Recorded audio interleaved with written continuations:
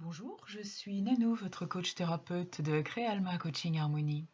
Je vous propose de participer aujourd'hui au tirage de l'oracle des espoirs à partir des très belles cartes de l'oracle du peuple animal, une réalisation d'Arnaud Rioux et de Marie-France Venon aux éditions Guitre et Daniel.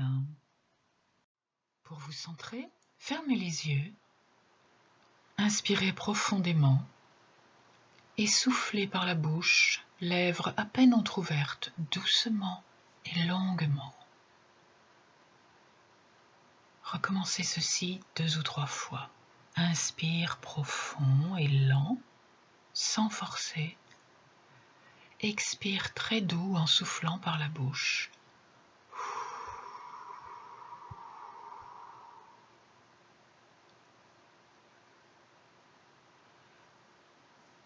Puis ouvrez les yeux et regardez la photo et laissez-vous guider.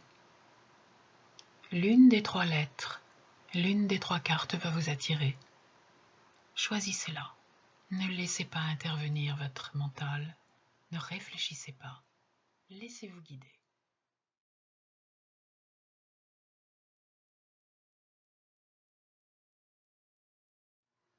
Si vous avez choisi la lettre Q,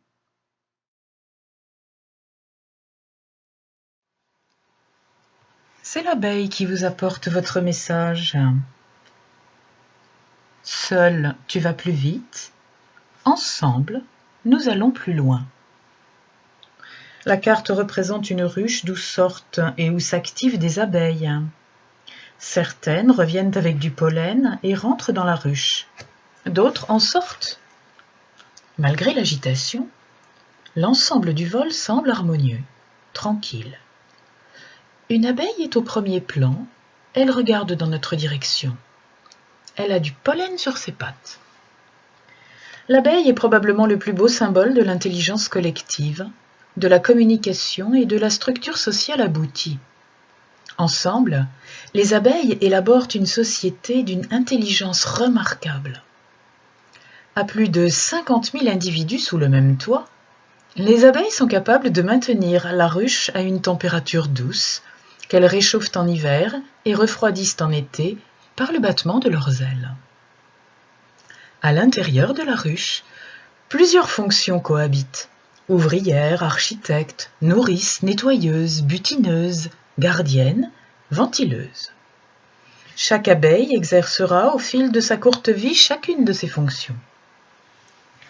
Aujourd'hui, les entreprises les plus à la pointe réinventent de nouveaux modes de gouvernance. L'holocratie, la sociocratie, la sophocratie. Sans savoir souvent, ces modes de gouvernance et de management s'inspirent du monde animal. La ruche est un bon exemple de cette intelligence collective au service de la communauté. La ruche est une communauté très organisée. Pour survivre, les abeilles développent respect, mémoire, humilité, sens de la coopération, aptitude à communiquer, équilibre, connaissance, fraternité. L'abeille figure sur les étoles et les étendards des rois de France. Napoléon Ier fit remplacer l'emblème de la fleur de lys par celui de l'abeille en hommage au travail collectif de la nation. En Égypte, l'abeille est née des larmes de Ré, le dieu soleil. Par son dard et par son miel, l'abeille est l'emblème du Christ. Capable d'une piqûre foudroyante et d'un miel d'une douceur extrême. Du reste, ce miel est lui-même un baume qui cicatrise les piqûres, les brûlures et les blessures en général. Par cette posture de dard et de miel, l'abeille porte le sacre des initiés. Lorsque l'abeille vous apparaît dans le tirage, c'est pour vous inviter à regarder la place que vous occupez dans la société. Savez-vous travailler en équipe ? Quels résultats visez-vous ? Quel rapport entretenez-vous avec vos semblables ? Savez-vous compter sur eux ? Peut-on compter sur vous ? L'abeille vient également vous interroger sur votre aptitude à communiquer. C'est parce qu'elle est capable de communiquer très précisément sa destination d'un champ, sa densité, la nature des fleurs et le nombre d'ouvrières nécessaires à la récolte en dessinant des 8 dans le ciel, que les abeilles parviennent à vivre ensemble et à se développer. L'abeille est le symbole de l'éloquence et porteuse du maître verbe. Sa communication est très précise. Les mots-clés sont la collectivité, le travail en équipe, l'humilité, le réseau, la coopération, la co-création, la communication, le partenariat, la création. Message de l'abeille. Je suis l'abeille. Mon pouvoir de création est infini. Mon peuple a acquis l'art de vivre ensemble. Chaque individu chez nous sait trouver sa place dans la société. Chacun est indispensable et conscient de l'autre. L'intelligence n'est pas dans l'individualité de l'abeille, mais dans la puissance de la ruche. Sais-tu te reposer sur l'autre? L'autre peut-il se reposer sur toi? Peux-tu te reposer sur toi-même? Tu es une belle personne. Tu appartiens à la race des seigneurs de la terre. Te sens-tu digne de ton rang? Honore qui tu es tous les jours, en te rappelant ton essence. Écarte de tes pensées tout ce qui touche à la légitimité et au mérite. Tu mérites de recevoir le miel de la vie. Tu es digne de participer à cette grande création. Tu as le droit d'être heureux. Le rituel de l'abeille. Je me relie au déva de l'abeille, à l'âme collective des butineuses. Je reconnais la reine en mon cœur. Je répète plusieurs fois ces différentes phrases. Je m'autorise à être heureux. Je suis une belle personne. Je suis en bonne santé.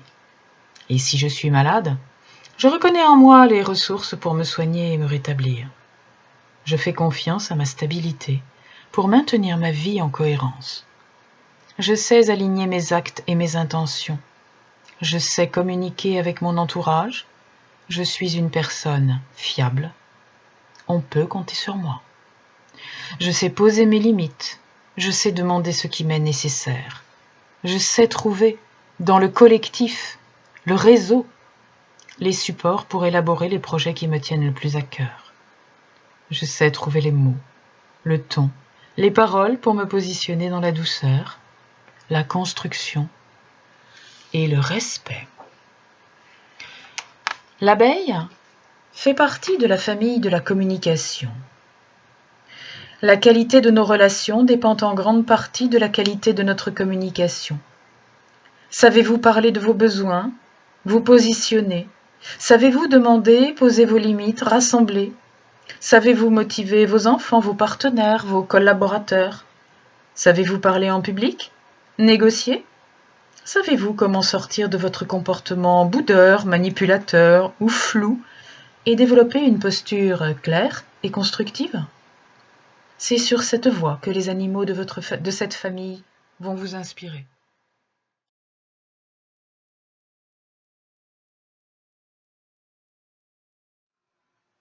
Si vous avez choisi la lettre O,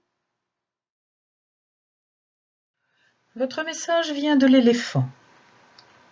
Notre puissance n'est pas notre aptitude à détruire, mais à transformer en lumière ce qui peut éclairer le monde. La carte représente un groupe d'éléphants en marche. Au premier plan, une grande femelle, une éléphante d'Afrique, aux défenses imposantes. Elle semble à l'affût, ses oreilles sont larges et étendues. À ses côtés, 2 éléphanteaux marchent en se tenant la trompe. D'autres éléphants accompagnent le mouvement. Le paysage, orangé, nous rappelle les savanes en Afrique. L'éléphant est un animal maître. Comme la baleine dans les océans, l'éléphant incarne la sagesse sur terre. Sa lourdeur est proportionnelle à sa délicatesse et à sa conscience. L'éléphant est un animal adroit et très habile. L'éléphant d'Asie et l'éléphant d'Afrique sont les seuls survivants de quelques 300 espèces de mammifères à trompe et à cornes qui ont peuplé la Terre autrefois. La vie de l'éléphant est très sociale. Les structures sont matriarcales, ce sont les femelles qui décident des mouvements de la troupe. Ce sont elles qui trouvent les sources d'eau, car les éléphants ont besoin de s'hydrater tous les jours et de consommer chaque jour 200 kilos de fourrage, ce qui les oblige à un mouvement et à un style de vie nomade. La structure matriarcale est très importante. Les mâles vivent seuls. L'éléphant est un animal pacifiste. Malgré sa taille et sa puissance, c'est un herbivore qui aspire à la paix. Ce pachyderme est fidèle et solitaire. Les petits sont protégés par le troupeau. Lorsqu'une mère est abattue, l'éléphanteau préfère généralement se laisser mourir auprès d'elle que de suivre le clan. De plus, l'éléphant a une grande mémoire. On a vu des éléphantes retrouver les os d'un petit disparu 1 année après sa mort et s'en sentir émus. La lenteur, la sagesse sont les qualités de l'éléphant. L'éléphant dispose de la patience, du non-agir, du courage, de la puissance d'action et du discernement nécessaire. L'éléphant n'agit que lorsque l'action peut être utile et maîtrisée. Le reste du temps, il parcourt des kilomètres pacifiquement et découvre son territoire. Son intuition et sa délicatesse sont telles qu'il semble capable d'entendre les déplacements des nuages. Les mots-clés sont la puissance, l'honneur, la fidélité, la dignité, la mémoire, la persévérance, les structures solides, les fondements, le pouvoir, la réussite, le discernement et le bon sens. Lorsque l'éléphant vous apparaît dans le tirage, c'est pour vous interroger sur la structure de vos initiatives. L'éléphant marche lentement. Il fait un pas après l'autre. Se mouvoir demande de l'effort, c'est pourquoi il évite les mouvements inutiles, les allers-retours incessants. L'éléphant dans le tirage vient vous proposer de mener à bout ce qui vous tient à cœur. L'être qui est accompagné par l'éléphant est souvent un homme de pouvoir. L'éléphant vous accompagnera à mener à bien des projets humanitaires, politiques, sociaux. Il a la puissance pour relever des défis d'envergure, pour vous aider à prendre une place centrale dans une négociation, dans une décision. Coopérer avec l'esprit de l'éléphant, c'est prendre sa place sur la terre, imposer des idées novatrices. L'éléphant vous invite à défendre votre territoire, mais de façon non belliqueuse, totalement pacifiste. En Inde, l'éléphant est associé à Ganesh, qui est un dieu populaire. C'est le protecteur des récoltes. L'éléphant est capable avec sa trompe de faire de la place sur un territoire, d'écraser avec son pas lourd les prédateurs qui s'approcheraient trop près. Avec l'éléphant, vous prenez votre place et développez celle-ci, mais de façon toujours respectueuse. L'éléphant vous apporte la patience et l'inspiration pour développer votre puissance et votre courage. Le message de l'éléphant. Je suis l'esprit de l'éléphant. J'incarne la puissance, la stabilité, la constance. Avec moi, tu pourras entreprendre des projets d'envergure. Tu peux te permettre d'avoir de l'ambition, de te lancer dans des défis qui vont aider le monde. Dans toute l'Asie, les monarques, les souverains aiment s'asseoir sur mon dos pour affirmer leur pouvoir. Ils me décorent, me maquillent de façon à honorer mon énergie puissante. Si je viens te visiter, c'est que tu es de la race des monarques. Je t'invite à monter sur mon dos. Je t'aiderai à retrouver la confiance en toi, à assurer ton pouvoir. J'accompagne essentiellement les vieilles âmes, celles qui apportent à la terre la beauté et leur lumière. Si tu es prêt à laisser rayonner ta belle lumière, si tu as besoin de développer ton aura et ton charisme, alors tu n'auras que ton intention à vérifier. Souhaites-tu réellement développer ta puissance pour éclairer le monde ? Prends le temps de répondre, car avec moi, ton rythme va changer. Prends le temps de vérifier que c'est par amour de la lumière que tu souhaites développer ta puissance. Et alors monte sur mon dos. Ma force deviendra ta force. Et le territoire qui s'ouvre devant toi sera le champ des possibles. Le rituel de l'éléphant.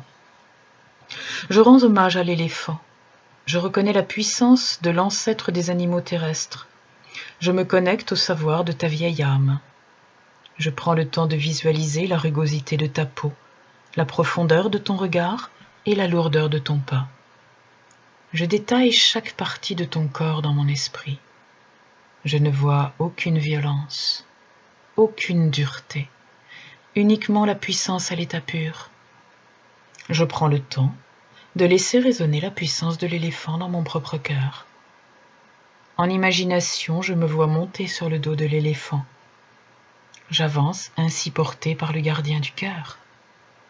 Je visualise ainsi tous les obstacles de mon quotidien écartés par la puissance de l'éléphant.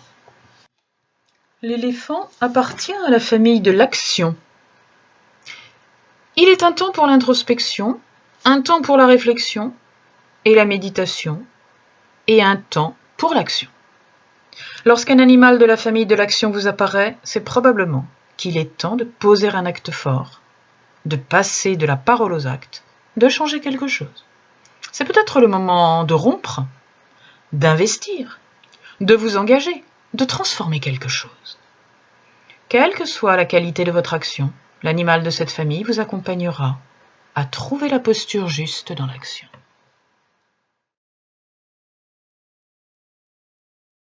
Si vous avez choisi la lettre U, c'est le panda qui vous apporte votre message. Tu es la personne la plus importante de ta vie. En prenant soin de toi, c'est du monde dont tu t'occupes. La carte représente une forêt de bambous dans une province de Chine. Le décor est montagneux et rocailleux, le temps est nuageux. De la brume assombrit le paysage, un grand panda est assis. C'est une femelle, elle est à son aise, elle mange des tiges de bambou, elle ne nous regarde pas. Le panda est un mammifère familier qui inspire spontanément la sympathie et la confiance, probablement par sa lenteur, le pelage d'un gros ourson et son regard touchant. Il incarne la douceur et la tendresse. Selon une légende chinoise, il doit la couleur noire et blanche de son pelage à une époque où les pandas organisèrent les funérailles de bergères qui avaient été tuées en sauvant l'un des leurs des griffes d'un léopard. Les pandas prirent le deuil. Pendant la cérémonie, leurs larmes de tristesse firent déteindre le noir de leur fourrure, ce qui leur donne depuis ce jour une fourrure bicolore. Le panda se nourrit majoritairement de bambou dont il mâche jusqu'à 30 kilos par jour pour recueillir la sève sucrée et les vitamines nécessaires à sa croissance. Omnivore, il peut consommer également de petits rongeurs, des poissons ou des fruits. On trouve les pandas en Chine, essentiellement dans les provinces montagneuses du Sichuan. Aujourd'hui, la déforestation des forêts de bambou menace son espèce, qui ne compte plus qu'un millier d'individus, ce qui fait du panda une espèce protégée et en voie de disparition. De son environnement naturel, le panda est un animal solitaire. Il n'hiberne pas comme son cousin l'ours, mais descend davantage dans la vallée au temps chaud pour retrouver sa nourriture. Il installe sa tanière dans le creux d'un gros arbre, dans une grotte ou au cœur d'un buisson.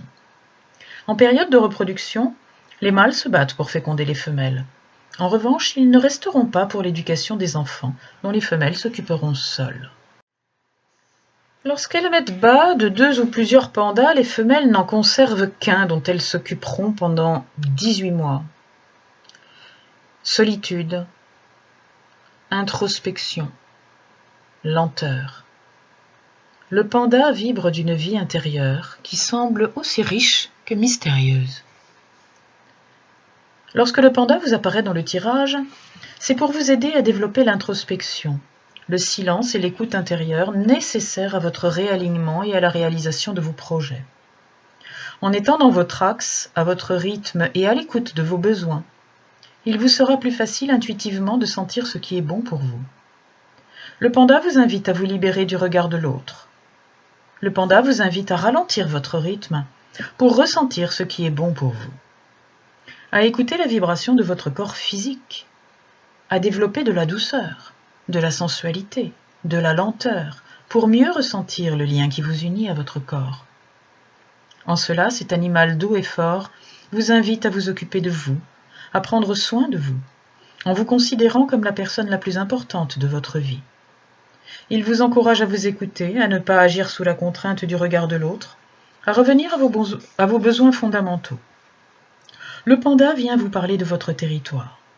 Il vous aide à poser vos limites, à savoir dire non pour ne pas vous laisser envahir, à être prêt à faire des sacrifices pour vous respecter.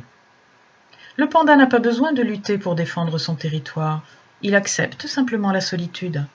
Alors il n'est pas menacé par d'autres prédateurs. Le panda est associé au confort, au cocooning. Il vous invite à prendre soin de votre intérieur, de votre nid, Lorsqu'il vous apparaît dans le tirage, le panda vous invite à établir cet espace personnel. Il peut vous inspirer au moment où vous faites l'acquisition d'un appartement, mais d'une façon générale, il vous aidera à décorer votre intérieur.